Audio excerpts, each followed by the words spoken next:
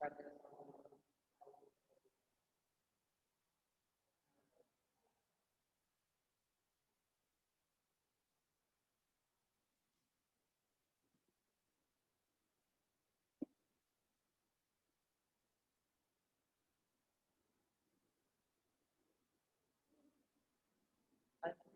में 40 मिनट की रहेगा मेरे साथ।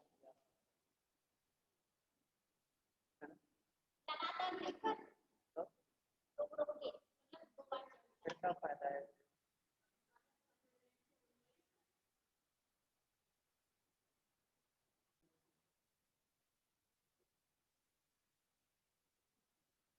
आपको पिछली मीटिंग में कुछ थ्योरम्स के बारे में बताया गया था। यहाँ हम एक और थ्योरम के बारे में डिस्कस करेंगे, लेकिन उससे पहले वलय का अभिलक्षण या क्षेत्र या पूर्णांक के प्रांत का अभिलक्षण, इनके बारे में डिस्कस करें। तो जैसा कि पिछली प्रमेय में बताया था, उसके बाद जो हेडिंग रहेगी वो है वलय का अभिलक्षण।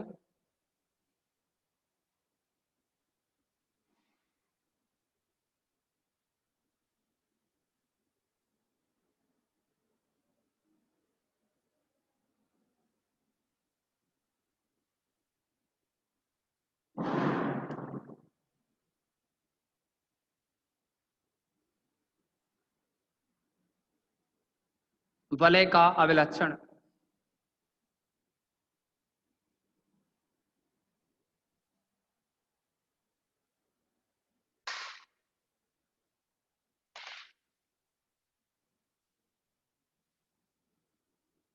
एक न्यूनतम धन पूर्णांक n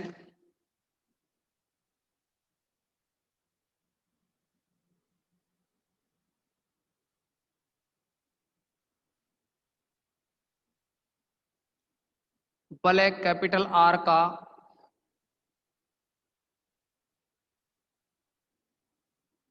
अभिलक्षण कहलाता है।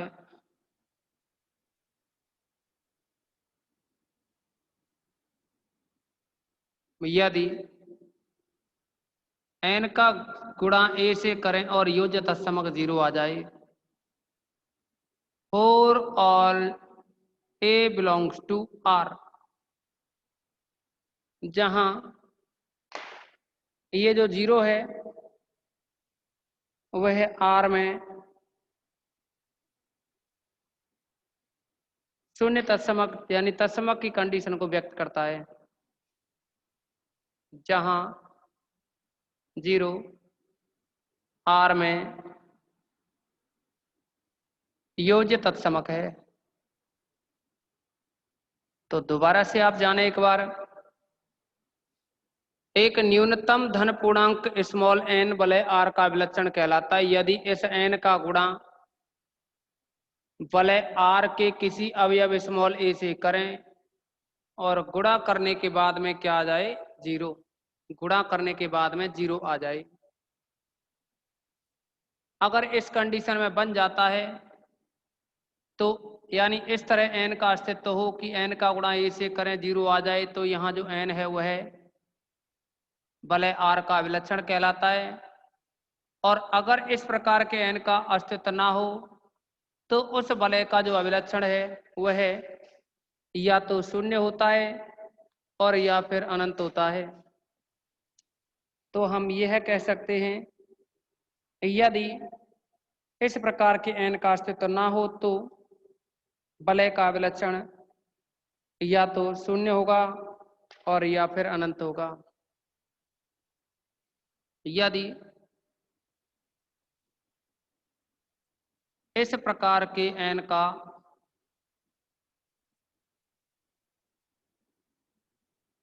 अस्तित्व ना हो तो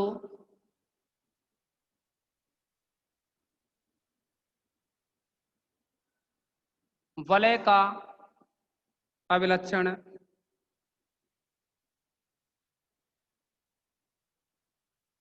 शून्य या अनंत होता है।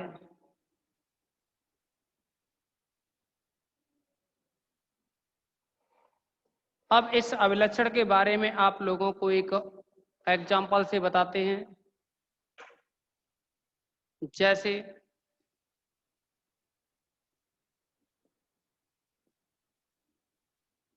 जेड, या ये कहें Z9 is equal to 0 1 2 3 4 5 6 7 8 9। Operation है इसमें +9 और .9। यह एक वलय है।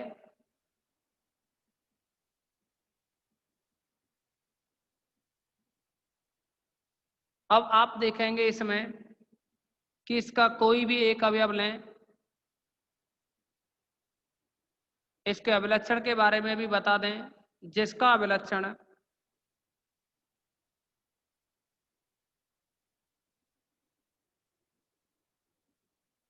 नौ है, क्योंकि अब जानेंगे आप इसका अभिलक्षण 9 क्यों है। अगर इसका कोई भी Z9 का कोई भी अवयव लिया जाए, for all A belongs to Z9, इस Z9 का कोई अवयव A लिया जाए और इस A में .9 ऑपरेशन किया जाए, .9, और .9 से ऑपरेशन करने के बाद में 0 आना चाहिए। तो फिर यहां क्या होना चाहिए? इस जगह 9 हो तो 9.9 A इक्वल टू 0 आना चाहिए, क्योंकि कंडीशन होती है, जैसा कि आप जानते हैं, x.9y का मतलब होता है कि x y में 9 से भाग देना, और भाग देने के बाद जो भी आएगा वो आएगा, शेषफल क्या रहा। तो वही बात अगर आप यहाँ देखें कि वलय के अभिलक्षण के बारे में ये कंडीशन है, अगर n का गुणा a से करें, a r का एलिमेंट है, तो फिर n का जैसे ही a के साथ ऑपरेशन करोगे 0 आना चाहिए, यानी शेषफल 0 बचना चाहिए। यानी अपने पास 9 का और इस a का गुणा करें, 9 का भाग लगाएं तो शेषफल 0 आना चाहिए। या आप ये कह सकते हैं कि इस जगह हम थोड़ी देर के लिए कोई टर्म x मान के चल रहे हैं। इस x की वैल्यू क्या होनी चाहिए कि x का और a का गुणा करें, इस x का और a का गुणा करके 9 का भाग लगाएं तो शेषफल 0 कब बचेगा? इस a की जगह तो 0 से लेकर के 0 1 2 3 से लेकर के 9 तक कोई भी अंक हो सकते हैं, और यहाँ x और जो a है इनका गुणा करने पे 9 का भाग दें तो शेषफल 0 कब बचेगा? यह शेषफल 0 तभी बचेगा यदि इस x की जगह 9 हो, ताकि पूरा पूरा भाग चला जाए, और भाग जब जब पूरा पूरा जाएगा तो शेषफल 0 हमेशा आएगा। तो इसमें आप देखेंगे कि इस x की जगह अगर हम 9 कर देते हैं तो 9.9 A इज इक्वल टू 0। तो यहाँ आप देखेंगे कि इसमें ये जो यहाँ जो 9 है, ये जो एलिमेंट लिया है हमने 9, यही इसका अभिलक्षण कहलाएगा। तो ये अभिलक्षण के बारे में रहा। यहाँ ये अभिलक्षण तो हमने बताया आपको वलय के बारे में, सेम इसी तरह से फील्ड कहो या पूर्णांक के प्रांत, उनके लिए भी होता है। तो इसमें एक और है पूर्णांकीय प्रांत तथा क्षेत्र का अभिलक्षण। पूर्णांकीय प्रांत तथा क्षेत्र का अभिलक्षण, एक बार इसका आप स्क्रीनशॉट लें, आप सभी स्क्रीनशॉट लेंगे इसका।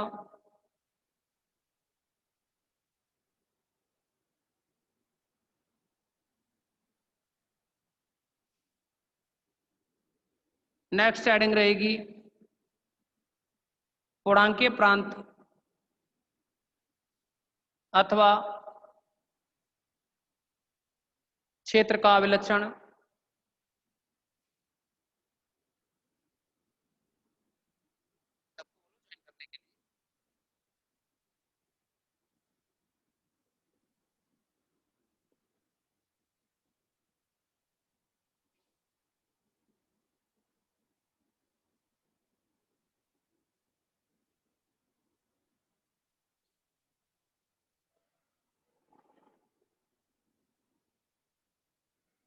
तो डेफिनेशन तो सेम रहती है। एक न्यूनतम धन पूर्णांक n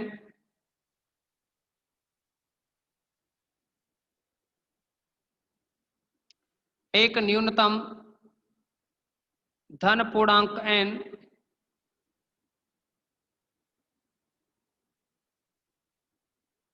पूर्णांकीय प्रांत I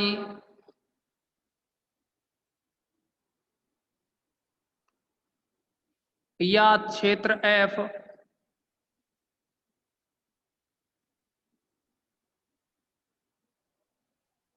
का विलक्षण कहलाता है।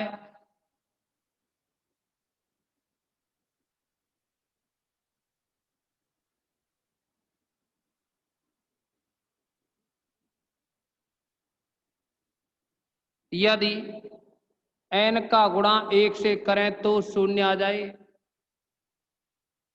इस n का गुणा 1 से करने पे क्या आ जाए? शून्य। जहां एक गुणन तत्समक है, जहां 1 गुणन तत्समक है,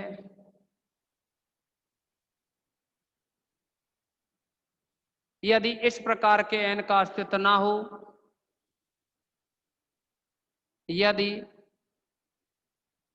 इस प्रकार के n का अस्तित्व ना हो,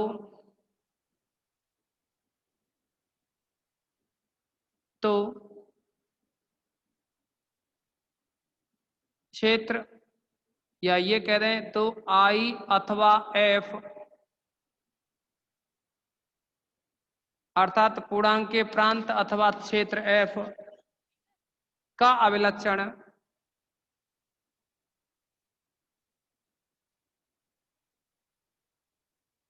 शून्य या अनंत होता है।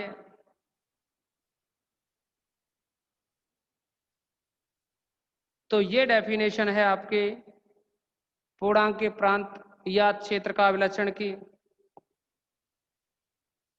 अब एक थ्योरम के बारे में हम डिस्कस करेंगे।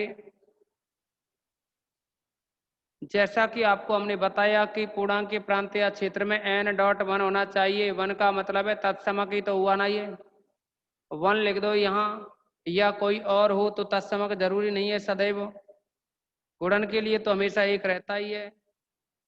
लेकिन यहाँ जरूरी नहीं है कि एक लेके चले, हम तत्समक ई भी तो लिख सकते हैं ना, ई इज इक्वल टू 1। तो अब आपके में बहुत ही महत्वपूर्ण थ्योरम है ये, राजस्थान 1, 5, 8, 13, 15, 18 में पूछी गई है। प्रमेय नंबर 10 है, प्रमेय है आपकी ये 10वें नंबर की, और इसका स्टेटमेंट है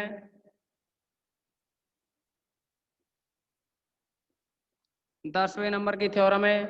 सिद्ध कीजिए कि पूर्णांक के प्रांत का अभिलक्षण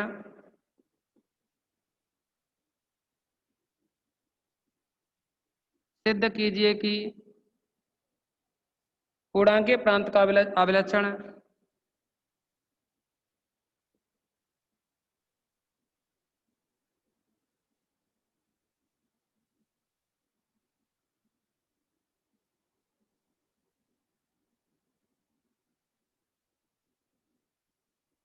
या तो शून्य होता है और या फिर अभाज्य है,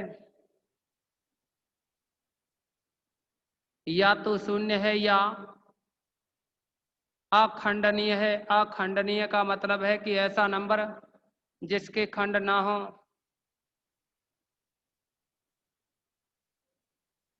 अर्थात आप अभाज्य कह सकते हैं।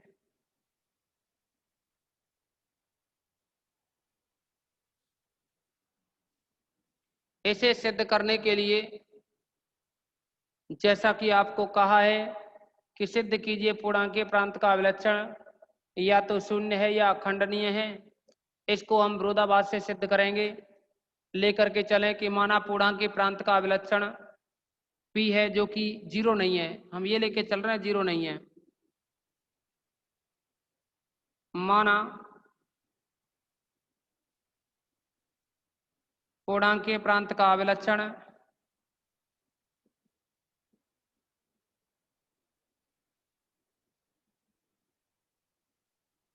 P है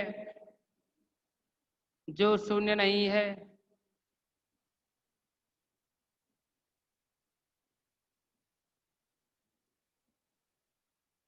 दूसरी बात करें अगर हम कि अभिलक्षण P है जो कि शून्य नहीं है और हमें सिद्ध करना है कि P अभाज्य है। अब हम सिद्ध करेंगे कि यही बताना है ना, अखंडनीय है या अभाज्य है अभिलक्षण। तो इसे सिद्ध करने के लिए हम विरोधाभास का उपयोग करेंगे। अब हम सिद्ध करेंगे कि P अभाज्य है। इसके लिए हम कॉन्ट्राडिक्शन लेके चलें कि संभव हो तो माना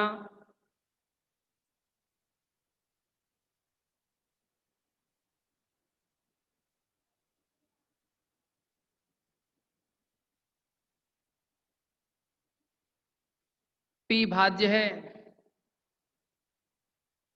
या संभव हो तो माना अभिलक्षण P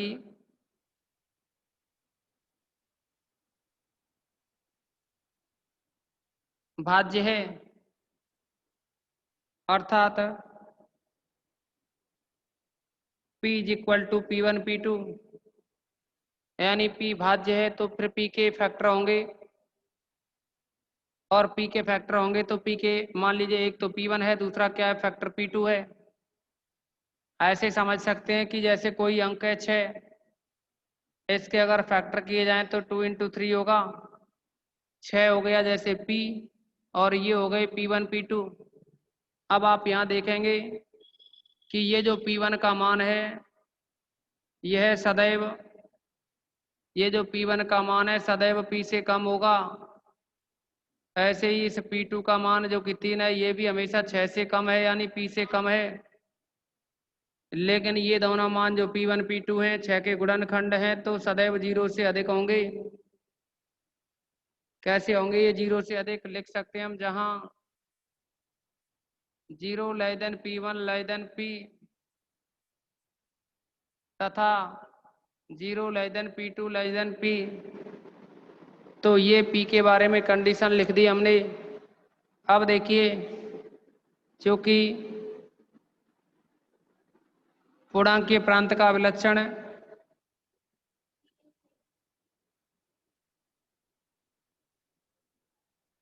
पूर्णांकीय प्रांत का अभिलक्षण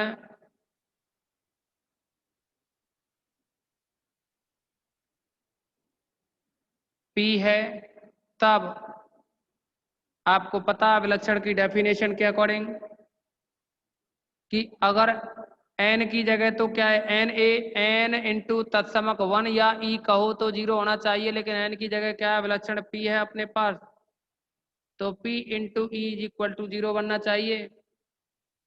और अगर ये P into E is equal to 0 होगा तो आप पहले एक बार कमेंट्स में ये बता दो, यहाँ तक किसी को कोई प्रॉब्लम तो नहीं है? कमेंट्स में बताओ। अब देखिए, अगर हम यहाँ P की बात करें तो P का मान है ये P1 इंटू P2। P का मान अगर रखें हम यहाँ P1 इंटू P2, साथ में है ये E इक्वल टू 0, फिर ये P1 P2 डॉट E। हम क्या कर रहे हैं, बाईं तरफ से यानी दाईं तरफ से एक और ऑपरेशन कर रहे हैं E से, 0 इंटू E, यह बन गया P1 P2 और है E dot E is equal to 0। आप इसमें देखेंगे कि ये जो P1 P2 है और 2 E लिखे हुए हैं यहाँ, तो हम ये कह सकते हैं दिस एम्प्लाइज P1 को E के साथ एडजस्ट करें, P1 E, P2 के साथ में दूसरा E एडजस्ट करें, P2 E इक्वल टू 0। आपको जैसा कि कहा है कि ये पूर्णांकीय प्रांत है या क्षेत्र है, तो पूर्णांकीय प्रांत की डेफिनेशन के अकॉर्डिंग यह जो पूर्णांक के प्रांत हम लेकर के चल रहे हैं वह शून्य भाजक रहित होता है। कंडीशन है ये कि पूर्णांक के प्रांत शून्य भाजक रहित है। तो हम यहाँ लिख सकते हैं क्योंकि जिस भी सेट के बारे में आप बात कर रहे हो तो पूर्णांक के प्रांत क्या है, शून्य भाजक रहित है। तो शून्य भाजक रहित से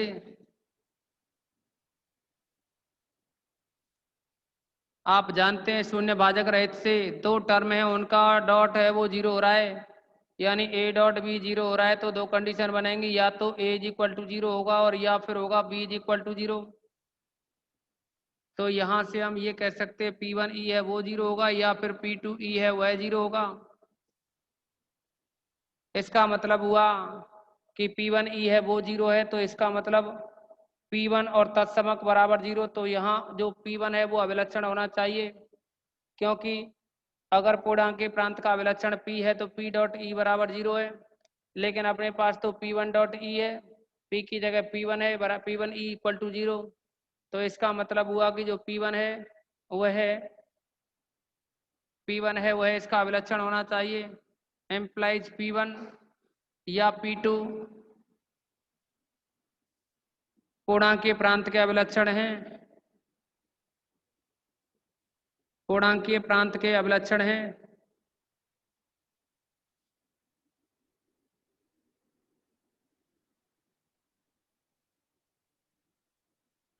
यानी P1 और P2 या तो P1 है या फिर P2 है अभिलक्षण। लेकिन ये तो कॉन्ट्राडिक्शन हो गया ना, ये विरोधाभास हुआ, क्योंकि अभिलक्षण तो अपने पास P था, अभिलक्षण तो अपने पास P था ना। कहा भी था कि संभव हो तो माना अभिलक्षण P भाज्य है।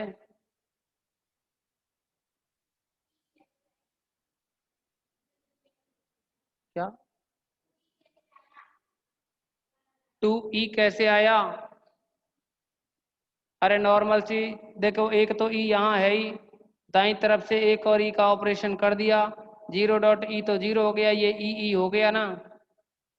अब आप देखेंगे इसमें P1 या P2 पूर्णांक के प्रांत के अभिलक्षण है, जो कि P के अभिलक्षण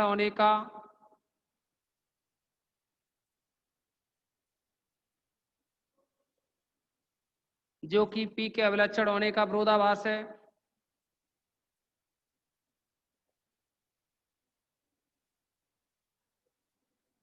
और अगर ये विरोधाभास है तब हमारी परिकल्पना कि संभव हो तो माना अभिलक्षण P है गलत, P भाज्य है गलत है। तब हमारी परिकल्पना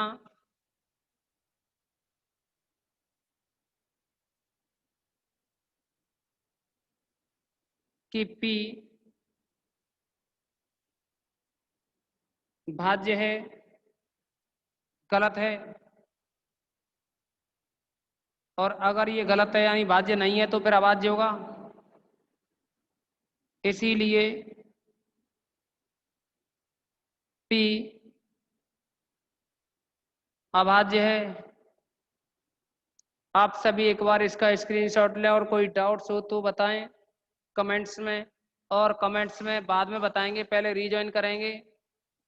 इसका स्क्रीनशॉट लें।